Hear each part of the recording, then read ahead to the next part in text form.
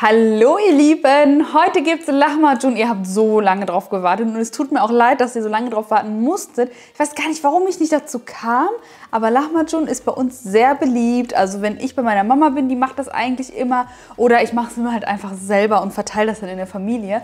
Und mein Lahmacun-Rezept ist wirklich sehr, sehr einfach und total lecker und ich zeige euch jetzt Schritt für Schritt, wie ihr das hinbekommt. Also keine Panik, jeder kann Lahmacun selber machen. Ich fange direkt an mit dem Teig und dafür nehme ich mir hier ganz normales Mehl, Typ 405, gebe das in meine Schüssel. Ich mache das jetzt mit den Händen. Ich gebe zu, ich mache sonst immer mit der Küchenmaschine, einfach aus Bequemlichkeit, aber nicht jeder hat eine und deswegen habe ich gedacht, ach guck mal, wie sympathisch ich bin. Deswegen habe ich gedacht, ich zeige euch das mal mit den Händen. Also, jetzt ist das Mehl drin und ich habe jetzt nicht alles dazugegeben, weil wir müssen halt später gucken, wie viel Mehl wir benötigen. Immer so zwischen 470 und 500 Gramm. Aber das schreibe ich euch unten in die Videobeschreibung. Da kommen jetzt die flüssigen Zutaten dazu: Milch, Wasser und Olivenöl.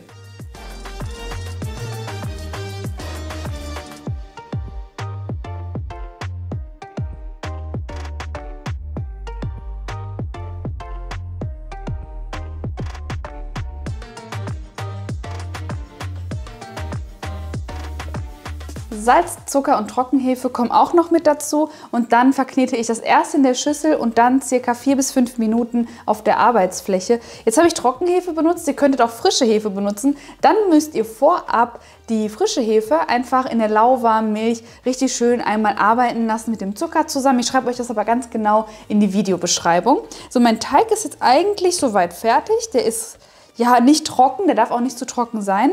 Und jetzt nehme ich mir mein Olivenöl und gebe das in die Handinnenflächen und dann müssen wir das rundherum einmal mit Olivenöl benetzen und 1 Stunde lang gehen lassen. Und das Olivenöl, das ist aus Palästina kalt gepresst, das ist unser eigenes Olivenöl. Das verlinke ich euch selbstverständlich in die Infobox.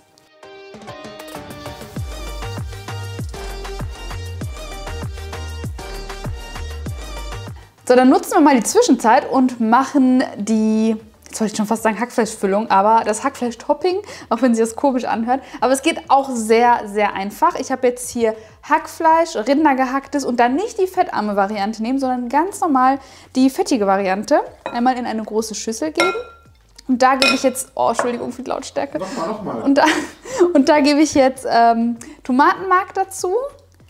So, Salz, Pfeffer und ich nehme noch Paprikaflocken, dann nehme ich die süßen. Wenn ihr wollt, könnt ihr auch Chili oder irgendwas Scharfes mit dazu nehmen.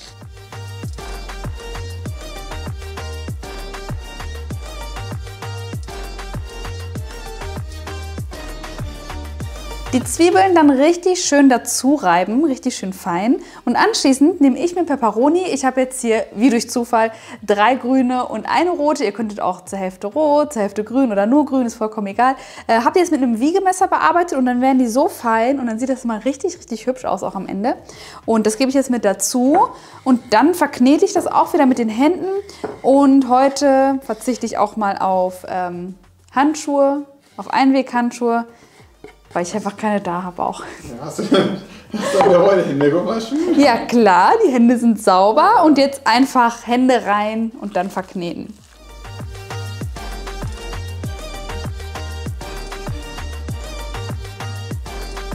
So, die nächste wichtige Zutat bei der Fleischmasse ist Olivenöl. Das ist ganz wichtig. Es gibt auch Rezepte, da kommt dann Tomate mit dazu, aber ich setze auf Tomatenmark in Verbindung mit Olivenöl. Dann lässt sich das nämlich später schön verstreichen und es schmeckt auch sehr, sehr gut. Also einfach mit dazugeben und nochmal einkneten.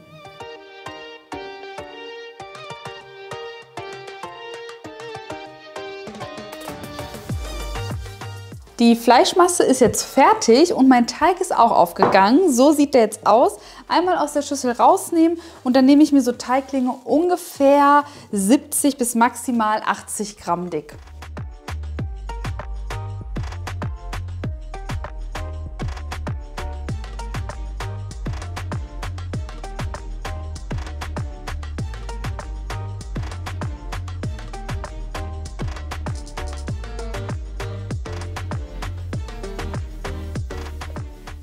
Die Arbeitsfläche jetzt mit Mehl bestäuben und den Teig darin relativ dünn ausrollen. Dann gebe ich einen Esslöffel von dem Hackfleisch mit dazu. Und das könnt ihr am besten mit dem Löffelrücken schön verstreichen. Da darf wirklich nicht viel drauf. Und jetzt nehme ich mir hier einen Kuchenheber, weil ich muss das ja irgendwie in meine Pfanne kriegen. Und dann nehme ich mir jetzt den Kuchenheber. Beim nächsten werde ich, glaube ich, erstmal das ausgerollte Teigstück drauflegen und dann mit Fleisch belegen. Ich glaube, das geht einfacher.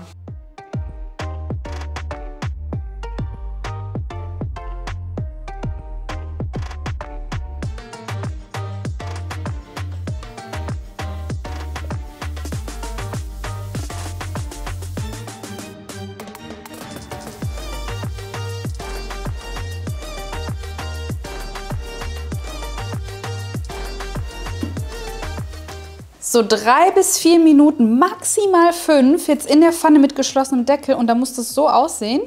Und dann nehmt ihr das raus, einmal rüber unter die Tortenhaube.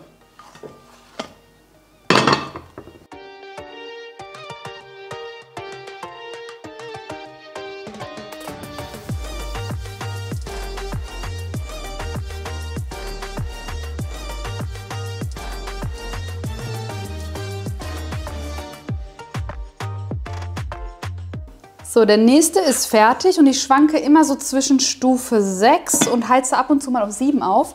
Und jetzt kommt er auch wieder unter die Haube und diesmal umgedreht, also immer Fleisch an Fleisch.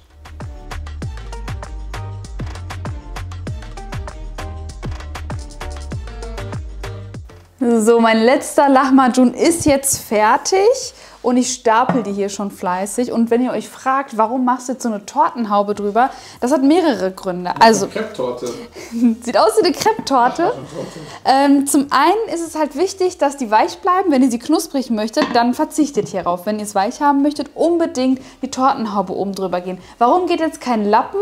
Der Lappen hat zu wenig Raum. Also hier in dem Raum bildet sich ja jetzt der ganze Dunst. Mache ich mal kurz aus hier. Bin ja jetzt fertig. Und ja, dadurch bleiben die Lahmacuns schön weich und man kann sie später einrollen. Zum Einrollen, was ein Übergang, brauchen wir Salat, weil das ist so typisch.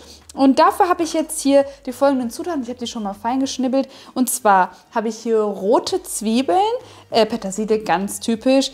Dann, jetzt habe ich gerade einen Hänger, Tomaten und Gurken. Tomaten und Gurken. So, ganz typisch ist jetzt Sumak. Das kennt ihr schon von mir. Das ist das Essigbaumgewürz. Eines meiner Favorites. Das passt einfach auch zu jedem Salat. Das schmeckt so ein bisschen wie pulverisierter Essig, pulverisierte Zitrone. Ich kann es nicht ganz beschreiben. Könnt ihr gerne mal ausprobieren. Ich verlinke euch, wie gesagt, alles in die Infobox. Was ich da jetzt auch noch dazu gebe, ist Olivenöl. Nur so ein bisschen. Und natürlich Salz. Und dann kommt mein Geheimtipp, Leute. Moment, erstmal kurz Salz.